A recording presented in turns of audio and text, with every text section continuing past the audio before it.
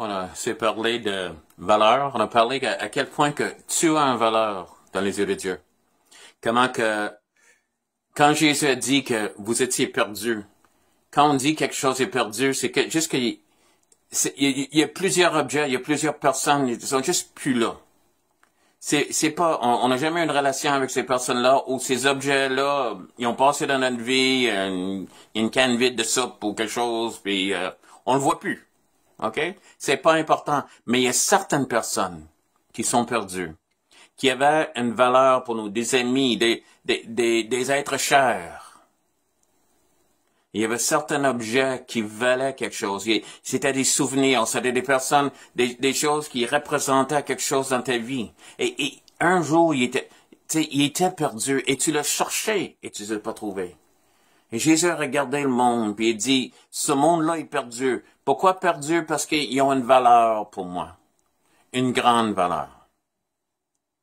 Vous avez une valeur. Dans un monde où nous sommes des numéros, où on peut être remplacé par des machines, Dieu est en train de dire, vous avez de la valeur. Tu vaux la peine. Et il était prêt à tout faire pour avoir une relation et t'avoir. Que tu sois plus perdu, mais que tu sois retrouvé entre ses mains. Donc, on a parlé de Luc 15, qui parlait des êtres, des personnes religieux qui regardaient Jésus puis il dit, comment ça qu'il sait pas avec qui il s'est mis à table? Il était à table avec ce monde-là. Mais Jésus savait avec qui il était. Il savait quelle sorte de personne c'était. Il savait comment qu'il vivait. Mais c'est avec eux qu'il voulait être. Plus qu'il voulait être avec les religieux. Parce que eux, ils savaient. Il disait un jour aux pharisiens, il dit, je suis venu pour les malades. Parce que les autres réalisent qu'ils sont malades. Ils ont besoin d'un docteur. Vous autres, t'es malade aussi, mais tu veux pas l'admettre. Donc, je peux pas t'aider. Je veux être avec ceux qui réalisent qui ils sont, mais en même temps, je veux les aimer. Et je veux avoir cette relation intime avec eux. Donc, en Luc 15, Jésus a perdu de cette idée de perdre et de retrouver. Puis, il a donné 3 histoires, il a donné 3 paraboles. C'est des histoires que Jésus disait pour enseigner la vie. Même si c'était une coutume des pharisiens aussi, que pour enseigner à travers des paraboles. Et eux autres avaient leurs histoires aussi, juste qu'ils finissaient toujours mal. Que si tu as péché, puis là, tu t'es ramassé à la fin, tu étais en train de vraiment souffrir, peut-être pour le restant de ta vie, et peut-être dans la souffrance, tu va apprendre quelque chose. Mais Jésus a commencé à parler d'un berger. Un berger qui a perdu un brebis. Puis, il y avait 100 brebis, mais il a perdu. Et chacun de ces brebis avait de la valeur pour lui. Donc, il a parti des 99, il les a laissés quelque part assez safe, je suis pas mal certaine, puis il a parti chercher celui qui était perdu. Puis, il a cherché partout, et il continue. Et l'histoire continue de dire, finalement, il l'a retrouvé. Et quand il l'a retrouvé, il l'a mis sur ses épaules, puis il l'a rapporté. Et ça, c'est l'image de notre berger. Le berger Jésus qui nous a mis sur les épaules. Je sais que, oui, même toi, Gaston, même si tu pèses 400 livres. Mais, non, en tout cas. Mais il nous a mis et il nous a rapporté. Il nous a rapporté parce qu'il nous aimait. Et quand il s'est arrivé, il a fait un party. Il a fait un party avec tout le monde. Tout le monde était autour en train de danser, puis crier, puis tout le monde était content qu'ils ont retrouvé. Et Jésus dit, c'est comme ça que c'est au ciel. Chaque fois que je retrouve quelqu'un, que quelqu'un vient à moi. Il y a un party. Donc, et la prochaine, c'était une femme. Une femme qui a perdu une pièce d'argent. Elle avait 10 pièces d'argent. Donc, cette femme c'est jamais décrit exactement qui elle est. Parce que si elle était veuve, ça se peut qu'elle était veuve, c'était vraiment important d'avoir l'argent parce que c'était très difficile pour eux autres de gagner leur vie. Pour une femme de gagner leur vie dans ce temps-là, et beaucoup de veuves dépendaient juste sur la charité du monde. Mais si elle avait de l'argent, c'était une sécurité importante. Donc, cette chose était importante. Ou elle était mariée. Et on voit en Proverbe 31 que les femmes, souvent, c'était des femmes d'affaires. Des femmes qui savaient comment calculer et gagner et tout ça. Mais quoi que ce soit, c'est que cette pièce d'argent avait l'importance. L'importance pour elle. Puis elle a, tu sais, balayé partout, elle a fait, puis elle a regardé, puis tu sais, il y avait la poussière partout parce que c'est vraiment une plancher en terre, mais en tout cas, on va le chercher. Puis finalement, elle a trouvé. Et encore, elle a fait un party. Elle a fait un party pour tout le monde en train de dire, garde, ce qui était perdu, il est retrouvé. Encore Jésus dit, c'est comme ça que c'est au ciel. Et tout le monde vient voir. Tout le monde est content. Tout le monde, tu sais, tout le ciel est content dans le party que quelqu'un ait retrouvé.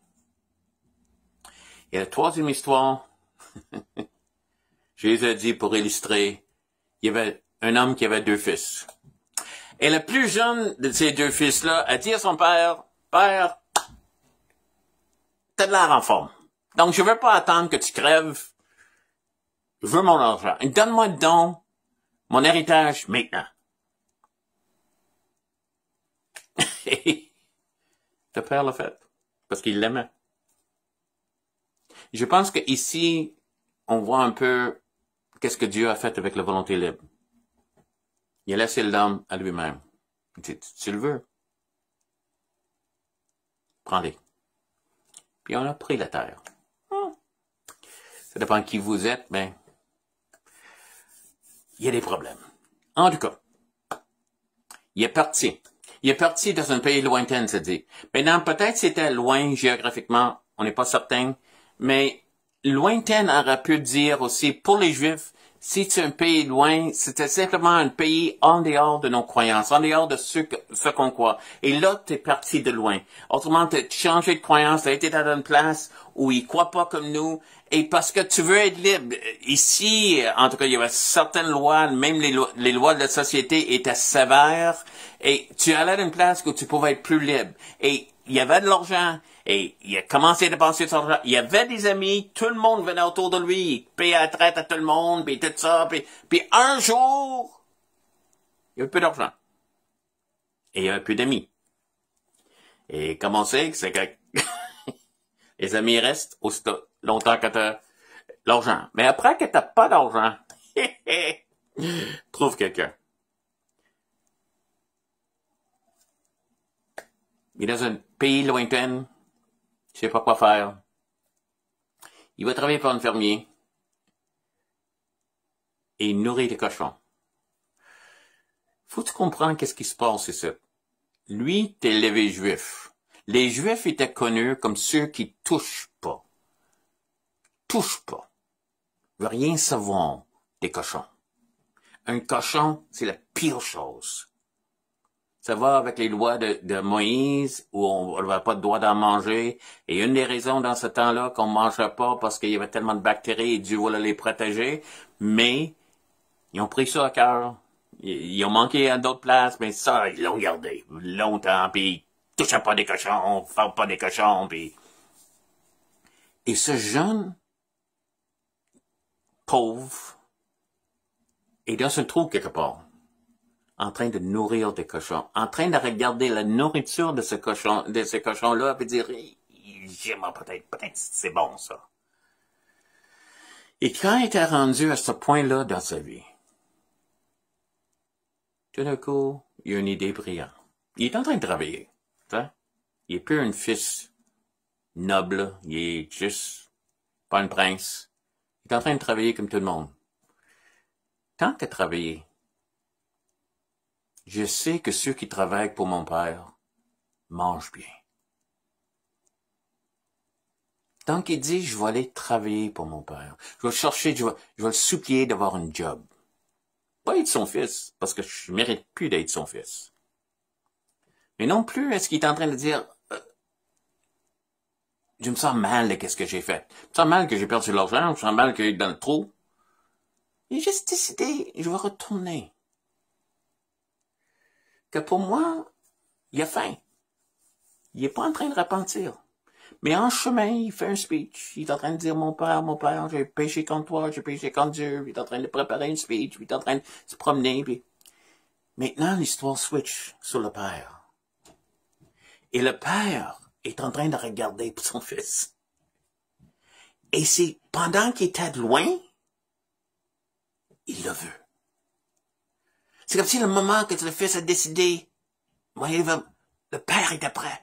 Pas prêt, viens, tu sais, rampe-toi, grimpe des, tu sais, je sais pas si t'as déjà vu des images ou des choses où des personnes cherchent, justement, à trouver le grand sage sur la montagne en train de grimper des roches et ils sont, tu sais, en train de couper, puis tout ça, il arrive, puis il y a du vent, puis, tu sais, en tout cas. Puis là, il arrive et il voit un vieux assis.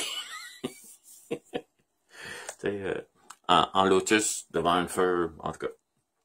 Ça, c'est qu'est-ce qu'on voit dans les films. Mais souvent, on pense que c'est comme ça qu'on approche Dieu. Mais Dieu, ou le représentant de Dieu, part à course. Probablement, en ville, t'es en train de juste parler, tu sais, deux personnes en train de prendre un café, puis t'as quoi ça? C'est bon. Ça va l'air avec le père. Mano qu'il faut.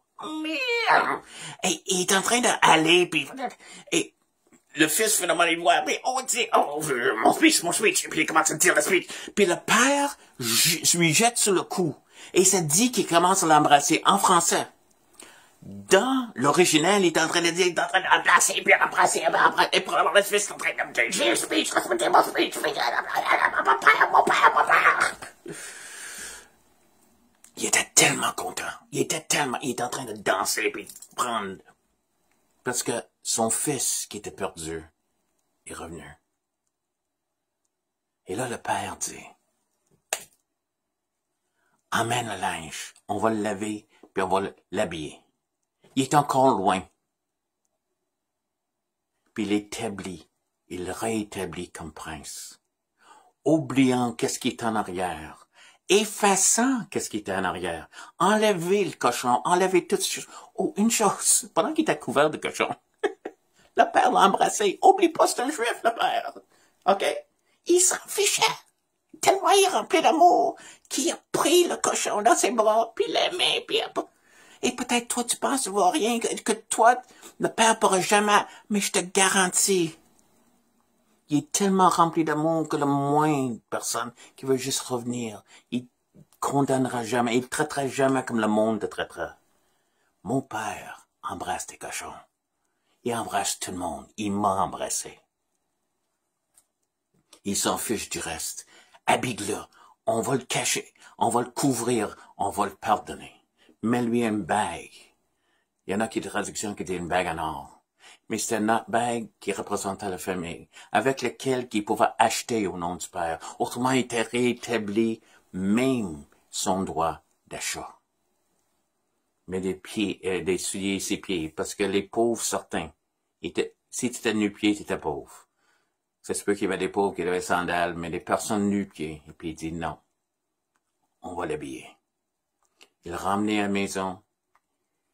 Il dit, sors-moi le veau gras. Puis le veau gras a dit, quoi? Non, pas vraiment. Ils l'ont tué. Ils ont fait un party. Il y avait du monde tout autour de la table. Il y avait le veau gras qui était en train de tourner, tu sais, sur le feu. C'était comme la fin d'Astérix. Le monde était autour, tout le village, et tout le monde était en train. On a attaché les musiciens dans un coin, et c'est ça. Donc, une célébration. Il y avait juste une personne qui était pas contente, c'était son autre fils. Et un jour, je vais t'en parler de lui. Mais le père disait, il faut le célébrer. Mon fils qui était perdu, qui avait tellement de valeur pour moi, qui avait tellement une valeur pour moi. Mon brebis qui avait une valeur, l'argent et mon fils, et toi. Il veut que tu viennes à la maison. Il veut s'asseoir. Il veut faire un party. Et si tu es chrétien, réalise à quel point qu'il t'aime, que pendant que tu étais pécheur, il est mort, combien plus que ce qu'il veut faire pour toi aujourd'hui. À quel point qu'il veut agir pour toi. Je veux que tu comprends le message de l'amour de Dieu, le message de ton valeur. Si jamais le monde te dit t'as pas de valeur, Dieu dit tu vaux tout. Merci de m'avoir écouté.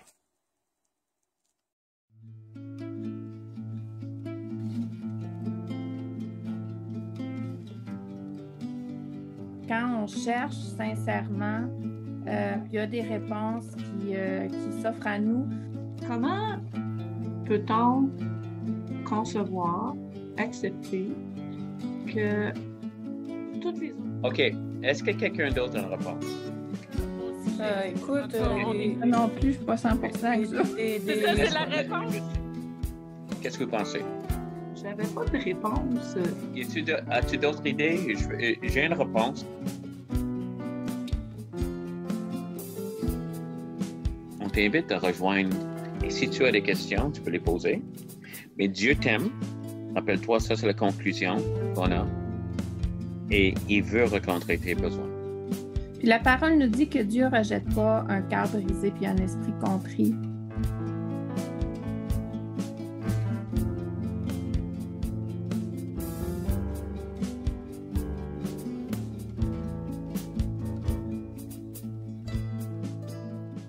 Sois le bienvenu.